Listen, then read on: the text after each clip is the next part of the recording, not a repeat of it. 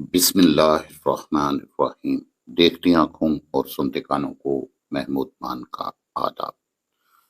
ہمارا یہ lecture 12ویں class کی اردو کے حصہ شاعری میں شیخ غلام حمدانی مصفی کی غزلوں کے بارے میں اور ان کے تعارف کے بارے میں ہے۔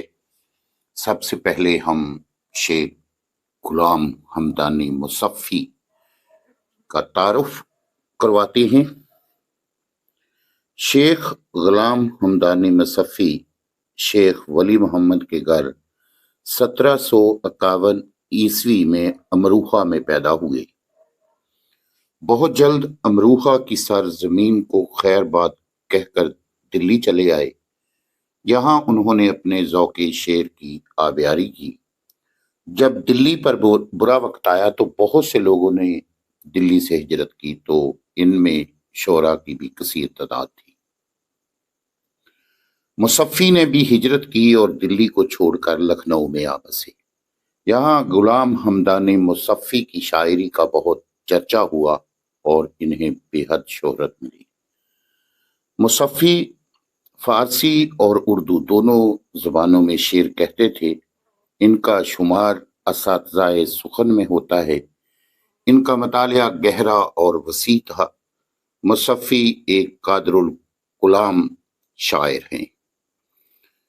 تقریباً تمام اصناف میں طبع آزمائی کی 8 دیوان یادگار چھوڑے ہیں۔ ان کی شاعری میں گنائیت، لہجے کی نرمی، تصویر کاری، جذبات نگاری اور نفسیات انسانی کے بہترین مرکب ملتے ہیں۔ ان کی شاعری میں خارجیت کا پہلو جو ہے وہ نمایاں ہے، اس لیے بعض اعشار جذباتی ہیجان کا باعث بنتے ہیں اور پاکیزہ خیالات کو داغدار بھی کر دیتے ہیں۔ نمونہ کلام: کاش وہ کھول کے زلفوں کو نہ نکلے ہوتے، کاش وہ کھول کے زلفوں کو نہ نکلے ہوتے، ہو گیا میں تو گرفتار بلا عید کے دن۔ 1824 عیسوی میں لکھنؤ میں انتقال کر گئے۔ اب ان کی پہلی غزل کی ریڈنگ شروع کرتے ہیں۔ شعر نمبر 1۔ دنیا میں جب تلک کہ میں اندوہگیں رہا، دنیا میں جب تلک کہ میں اندوہگیں رہا، غم دل سے اور دل سے میرے غم کریں رہا۔ اندوہگیں کا معنی ہے غم زدہ، غمگین، اداس، اور کریں متروک لفظ ہے، اب اردو میں استعمال نہیں ہوتا، اس کے معنی ہے قریب کے۔ مفہوم: جب تک اس دنیا میں زندہ رہا، غم اور زندگی لازم و ملزوم رہے۔ تشریح طلب شعر میں شاعر مصفی کہتے ہیں کہ اس دنیا میں جب تک میں زندہ رہا، درد و غم کی کیفیات سے گزرتا رہا۔ دل غم کے اور غم دل کے انتہائی قریب رہا۔ اس افراتفری کے دور میں جہاں انسان کسی کی قربت کو وجہ مسرت اور سکون دل کا باعث سمجھتا ہے، وہیں قربت کی ایک قسم ایسی بھی ہے جس کا ساتھ انسان کے لیے کبھی بھی وجہ مسرت و شادمانی نہیں رہا۔ عزیز طلبہ، وہ ہے غم کی قربت، مگر وہ غم جو دل میں جا بستا ہے ایک ایسی آگ کی مانند ہے جس میں دل دھیمے دھیمے سلگتا رہتا ہے۔ یہ وہ زندگی ہے جو موت سے بدتر ہے، اور وہ موت ہے جس میں زندہ رہنا بھی اذیت ہے۔ یہی کچھ شاعر کا حال ہے۔ وہ کہتے ہیں کہ جب تک میں اس دنیا میں رہا، غم کا اور دل کا آپس میں گہرا تعلق قائم رہا۔ دل غم کی قربت میں رہا اور غم دل کے قریب، اور یوں ان دونوں کے باہم تعلق نے میری زندگی کو غموں کا گہوارہ بنا دیا۔ گویا غم کی جیتی جاگتی باتیں کرتی تصویر بن گیا میں۔ یہ صورتحال حادثات زندگی کا نتیجہ بھی ہو سکتی ہے ڈیئر اسٹوڈنٹس، اور انسان کی فطرت پر بھی اس طرز عمل کا انحصار ہے۔ ایک غمگین اور دکھی دل شخص کو ہنستی ہوئی کلیوں اور رنگین مناظر میں لے جایا جائے تو یہ رنگین نظارے بھی الٹا اس کے غم میں اضافہ کریں گے۔ خوشی کی بجائے ہنستی ہوئی کلیاں غم کا باعث بنتی ہیں کہ یہ مناظر اسے اپنا مذاق اڑاتے ہوئے معلوم ہوتے ہیں۔ بقول غالب، قید حیات و غم، قید حیات و بندے غم اصل میں دونوں ایک ہیں۔ قید حیات و بندے غم اصل میں دونوں ایک ہیں، موت سے پہلے آدمی غم سے نجات پائے کیوں۔ مزید ریفرنس کا شعر ایک اور بھی ہے کہ بشر پہلو میں دل رکھتا ہے جب تک، بشر پہلو میں دل رکھتا ہے جب تک، اسے دنیا کا غم کھانا پڑے گا۔ شعر نمبر 2۔ رونے سے کام بس کہ شب اے ہم نشیں رہا، رونے سے کام بس کہ شب اے ہم نشیں رہا، آنکھوں پہ کھینچتا میں سرے آستین رہا۔ بس کہ اس لیے، یا اس کے معنی ہے چونکہ، شب رات، ہم نشیں دوست پاس بیٹھنے والے کو کہتے ہیں، سرے آستین، آستین کا کونا، کف بازو جو ہوتا ہے قمیص کا۔ مفہوم، میں نے تمام رات رونے میں گزار دی اور میری آستین ایک شفیق ساتھی کی طرح آنسو پونچھنے میں لگی رہی۔ تشریح طلب شعر میں شاعر مصفی کہتے ہیں کہ اے دوست، تمام رات میں نے آنسو بہاتے گزار دی اور آنسوؤں کی اس جڑی کو پونچھنے کے لیے سرے آستین کو استعمال کیا، یعنی کہ اپنی آستین کو استعمال کرتا رہا۔ یوں معلوم ہوتا ہے عزیز طلبہ کہ رات کی تنہائی میں شاعر نے ایک غمخوار اور مشفق دوست کی کمی محسوس کی، مگر پھر اپنی ہی آستین سے اپنے آنسو خود ہی پونچھ ڈالے۔ دوست کے ملنے پر اسے ایک درد بری روداد سنانا اور خود پر بیتی اس غم کی رات کا تذکرہ کرنا ایک فطری عمل ہے۔ بقول علامہ اقبال، چمن میں لالا دکھاتا پھرتا ہے، چمن میں لالا دکھاتا پھرتا ہے، داغ اپنا کلی کلی کو، داغ اپنا کلی کلی کو، یہ جانتا ہے کہ اس دکھاوے سے دل جلوں میں شمار ہوگا، یہ جانتا ہے کہ اس دکھاوے سے دل جلوں میں شمار ہوگا۔ ڈیئر اسٹوڈنٹس، جہاں تک آنسوؤں کا سوال ہے تو وہ نہ غم کی وجہ بنتے ہیں اور نہ ہی اس کا نتیجہ۔ وہ کیسے بلا؟ آنسو تو دل کے بوجھ کو ہلکا کرنے اور دل کے درد سے چھٹکارا اور وقتی رہائی پانے کا ایک ذریعہ ہیں۔ یہ دنیا وہ جہان عمل ہے جہاں نہ کوئی ہم درد ہے اور نہ کوئی غم گسار، دکھوں کے ماروں کا کوئی پرسان حال نہیں۔ جینا ہے تو انسان خود ہی اپنے آنسو پونچھے اور خود کو تسلی دے کر آگے بڑھتا جائے۔ عزیز طلبہ، دراصل انسانی دل ہزاروں تمناؤں اور خواہشات کا مرکز ہے۔ یہ خواہشات اور آرزویں ہی ہوتی ہیں جو انسان کو مسلسل تگ و دو اور حرکت میں رکھتی ہیں، اور انسان ساری عمر خواہشات کی تکمیل میں گزار دیتا ہے۔ ایک خواہش پوری ہوتی ہے تو دوسری خواہش سر اٹھا لیتی ہے۔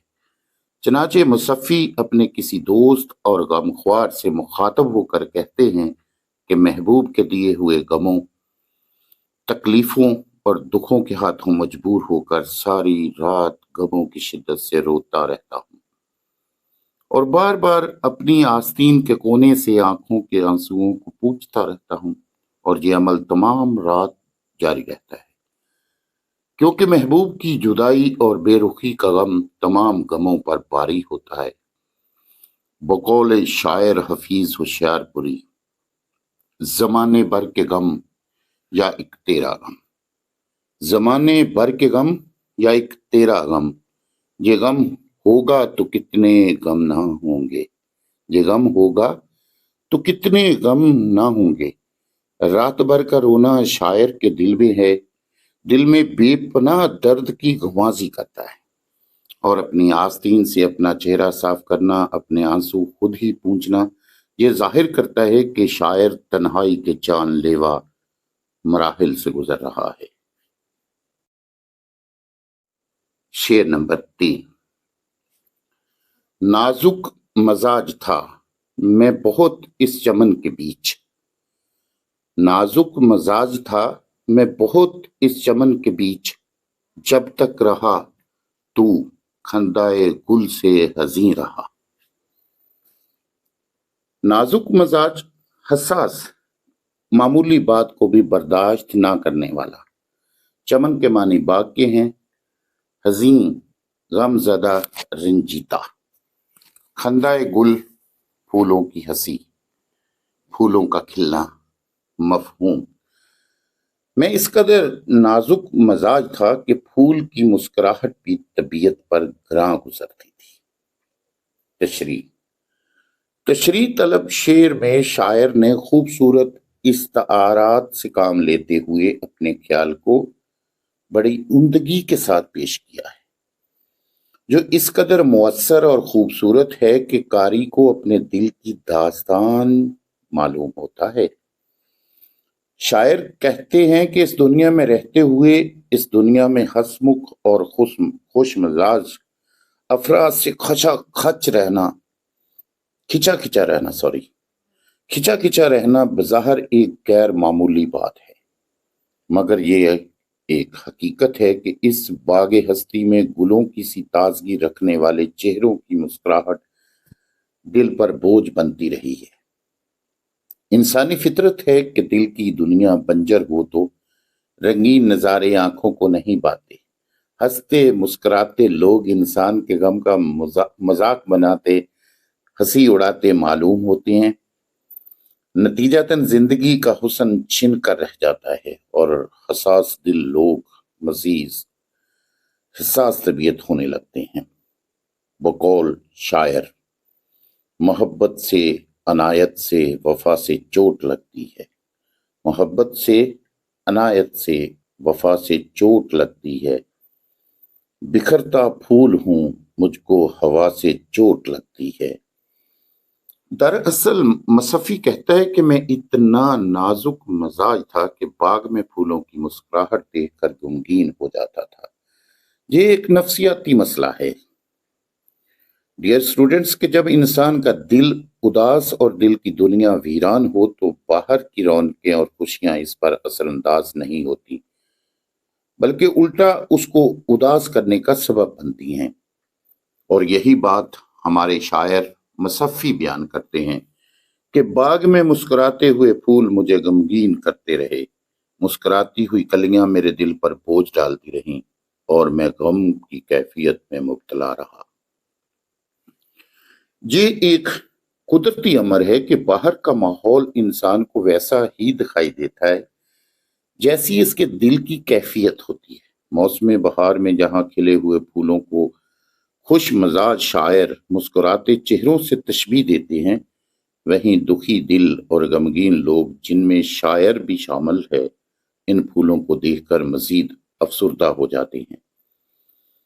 شاید پھولوں کا مسکرانا ان کو اپنی حالت پر پھولوں کا طنز معلوم ہوتا ہے، یا اس طرح کسی محبوب کے ہنسنے کی ادا ان کو یاد آ جاتی ہے۔ یہ ایک حقیقت ہے کہ انسان جتنا بھی مضبوط اعصاب کا مالک کیوں نہ ہو، غم عشق اور مشکلات زمانہ سہتے سہتے اس کے اعصاب چھل ہو جاتے ہیں، اور وہ اس قدر نازک مزاج بن جاتا ہے کہ معمولی واقعات اس کے ذہن پر گہرے اثرات مرتب کرتے ہیں۔ پھر اس کا دماغ غم اور خوشی کی کیفیات اور محرکات میں بامشکل فرق کر سکتا ہے۔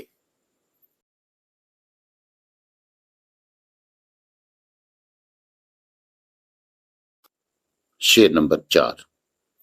ہمدم جو دیکھتا ہوں تو پہلو میں دل نہیں، ہمدم جو دیکھتا ہوں تو پہلو میں دل نہیں، بیٹھا تھا اس کے پاس، میرا دل وہیں رہا۔ ہمدم کے معنی ہے دوست، ساتھی۔ پہلو، ساتھ، قریب۔ مفہوم، محبوب کی صحبت کا یہ اثر ہوا کہ عاشق اپنا دل اسی کے پاس چھوڑ آیا۔ تشریح طلب شعر میں شاعر کہتا ہے کہ اے میرے دوست، میرے ساتھ یہ ماجرا پیش آیا کہ میں محبوب کے قریب بیٹھا تھا اور پھر یوں ہوا کہ میرا دل اسی کے پاس رہ گیا۔ دیکھا جائے تو محبوب کی مرضی ہے جو عاشق کے دل پر حکومت کرتی ہے، اس میں تصور بھی اسی کا ہے اور تصویر بھی۔ نہ صرف وہ خود بلکہ اس کا دل بھی محبوب کی رعیت ہے، اور جس کی یہ ملکیت ہے یہ دل خود اسی کی قربت کو ترجیح دیتا ہے۔ سو عاشق تو چار و ناچار اس کی محفل سے اٹھ آیا، مگر اس کا دل یہ جدائی بلا کیوں کر گوارا کرتا، اس لیے محبوب کے پاس رہ گیا، اسی کا ہو رہا۔ اس وقت تو یہ احساس نہ ہو سکا کہ دل پر اب اس کا کوئی اختیار نہیں رہا اور تمام اختیارات وہ محبوب کو سونپ آیا ہے۔ لوٹنے پر غور کیا اور اپنی دلی کیفیت کا جائزہ لیا تو معلوم ہوا یا معاملہ کھلا۔ شاعر اس روداد کو اپنے دوست کے سامنے بیان کرتا ہے کہ کس طرح محبوب کی محفل میں غیر محسوس طریقے سے وہ اپنے دل سے ہاتھ دھو بیٹھا۔ دراصل دل پر اختیار نہیں ہوتا۔ عزیز طلباء، انسان کا دل محبت کے گداز جذبات سے لبریز ہوتا ہے۔ کوئی آنکھوں کو بھا جائے تو دل پر اسی کا اختیار ہو جاتا ہے، کیونکہ آنکھوں کا دل سے اور دل کا آنکھوں سے گہرا تعلق ہوتا ہے۔ در حقیقت دل انسانی جذبات کا منبع ہے۔ کسی محبوب کی ادائیں اور خوش اسلوبیاں دل کو قائل کرنے اور دل پر حکومت کرنے کو کافی ہیں کہ پھر یہ دل خود ہی اس کے تابع ہو جاتا ہے۔ دن ہو یا رات، ہر جذبہ، ہر احساس، ہر خیال، ہر سوچ اسی کے لیے اور اسی سے متعلق ہونے لگتی ہے۔ گویا اب اپنے دل پر اپنا کوئی اختیار رہا ہی نہیں، دل کو اس کی جاگیر بننا پسند ہے۔ بقول شاعر، ہم کو تعلقات زمانہ سے کیا غرض، ہم کو تعلقات زمانہ سے کیا غرض، تھا ایک دل غریب سو وہ اس کے پاس ہے، تھا ایک دل غریب سو وہ اس کے پاس ہے۔ چنانچہ شاعر اپنے دوست سے مخاطب ہو کر کہتا ہے کہ میں محبوب کے پاس بیٹھا تھا اور اس کی دل نشیں اداؤں کو دیکھ کر، اس کی دلکش باتوں کو سن کر اس کی طرف مائل ہو گیا، اور میرا دل خدا جانے کب اس پر آ گیا۔ دل جب کسی پر آ جائے تو اسی کا ہو جانا چاہتا ہے، اور پھر دل پر کس کا اختیار ہے، دل کو بھلا کون روک سکتا ہے۔ شعر نمبر 5۔ آخر کو ہو کے لالا اگا نو بہار میں، آخر کو ہو کے لالا اگا نو بہار میں، خون شہید عشق نہ زیر زمیں رہا، خون شہید عشق نہ زیر زمیں رہا۔ نو بہار کے معنی ہے بہار کا موسم، نئی بہار۔ شہید عشق، عشق کی راہ میں شہید ہونے والا، جان دینے والا۔ زیر زمین، زمین کے نیچے۔ مفہوم، موسم بہار میں شہیدوں کا لہو گل لالا سرخ پھول کی صورت میں اگ کر زمین سے باہر آ گیا۔ تشریح طلب شعر صنعت حسن تعلیل کی ایک عمدہ مثال ہے۔ گل لالا کی سرخ رنگت کی چاہے کوئی بھی وجہ ہو، سائنس اس کے سرخ رنگ کی کوئی بھی دلیل پیش کرے، شاعر کے نزدیک اس کے سرخ رنگ سراپے کا ایک ہی سبب ہو سکتا ہے کہ شہید کا لہو جو اس زمین پر ٹپکا تو اس نے زیر زمین راحت نہ پائی، بلکہ اس لہو سے گل لالا نے نمو پائی، پرورش پائی۔ بقول مرزا غالب، سب کہاں کچھ لالاؤ گل میں نمایاں ہو گئیں، سب کہاں کچھ لالاؤ گل میں نمایاں ہو گئیں، خاک میں کیا صورتیں ہوں گی، خاک میں کیا صورتیں ہوں گی کہ پنہاں ہو گئیں۔ مردان جو ہمت کا گرم خون، اور اس میں موجزن جذبات کی حدت ہی ہے جو ہر لمحہ کچھ کر گزرنے اور جام شہادت نوش کرنے پر اکساتی اور آمادہ کرتی ہے۔ جو لہو ایک غازی کی رگوں میں ٹھاٹھے مارتا رہا، اسے بھلا کب ایک شہید کے جسم میں قرار آ سکتا ہے؟ شہید تو زندہ ہوتے ہیں اور ان کے خون میں وہی روانی زندگی اور جذبات ہوتے ہیں۔ یہ لہو زیر زمین کہاں سکون پا سکتا ہے؟ آخر کار لالائے گل کی صورت میں اگاتا ہے یا گلے لالا کی صورت میں اگاتا ہے، اور عین موسم بہار میں اپنی رعنائیاں لٹاتا ہے۔ عشق ایک پاکیزہ جذبے کا نام ہے عزیز طلبہ، یہ کائنات عشق کا محاصل ہے۔ پھر اگر شاعر نے گلے لالا کی نمو اس شہید عشق کے لہو سے بتائی ہے تو کچھ بعید نہیں کہ اس لہو نے ہی گلے لالا کو زندگی کی رعنائی دی ہو۔ در حقیقت مصفی نے تشریح طلب شعر میں یہ پیغام دیا ہے کہ کوئی بھی شخص کسی بلند نسب العین نظریہ حیات اور اعلیٰ مقصد کی خاطر جان جیسی قیمتی متاع قربان کر دیتا ہے تو اس کا خون رائگاں نہیں جاتا۔ مصفی کہتے ہیں کہ شہیدوں کا گرم خون زندگی میں تو کارناموں کے جوہر دکھاتا رہا، اب شہادت کے بعد بھی یہ لہو بے چین اور بے قرار تھا۔ آخر یہ لہو گلے لالا کی صورت میں زمین کی سطح سے اوپر آ گیا۔ خون بھی سرخ ہوتا ہے اور لالا بھی سرخ ہوتا ہے۔ یہ خون زیر زمین کچھ عرصہ رہا، مگر ان جوانوں کا خون تھا جو زندگی میں بھی اپنے خون کی حدت سے جل اٹھتے تھے، اور ان کی رگ رگ میں کچھ کر دکھانے کی تڑپ تھی۔ یہی تڑپ تو ان کو شہادت کے مقام تک لائی تھی۔ اب شہادت کا جام نوش کرنے کے بعد بھی بے قرار خون کچھ کر دکھانے کے جوش سے بے چین تھا، اور بالآخر موسم بہار میں یہ خون لالے کی سرخی کی صورت میں نمودار ہوا ہے۔ شعر نمبر 6۔ دی جان ایسے ہوش سے اپنی کہ خلق کو، دی جان ایسے ہوش سے اپنی کہ خلق کو، جینے کا میرے دادم آخر یقین رہا۔ خلق سے مراد ہے مخلوق، لوگ۔ دادم آخر مرتے دم تک، آخری سانسوں تک۔ مفہوم: ہم نے اس ہمت سے موت کو گلے لگایا کہ ہماری بے خوفی کے سبب لوگوں کو آخری دم تک ہماری موت کا یقین نہ تھا۔ تشریح طلب شعر میں شاعر نے بے جگری سے موت کو گلے لگانے کی داستان سنائی ہے۔ جہاں یہ طرز عمل شاعر کے لیے انتہائی حوصلہ طلب ہے، وہیں لوگوں کے لیے ناقابل یقین اور باعث حیرت بھی۔ یہ ایک حقیقت ہے کہ جب انسان اس دنیا میں آتا ہے تو وہ علائق کے دنیا سے بیگانہ ہوتا ہے۔ وقت گزرنے کے ساتھ ساتھ یہ علائق اس کے رگ و بپے میں سما جاتے ہیں، اور ایک وقت آتا ہے کہ جب اسے وہیں لوٹ کے جانا ہوتا ہے جہاں سے وہ آیا تھا۔ مگر اب اسی انسان کے لیے اس دنیا کی چیزوں کو چھوڑنا آسان نہیں، قدرے مشکل کام ہوتا ہے۔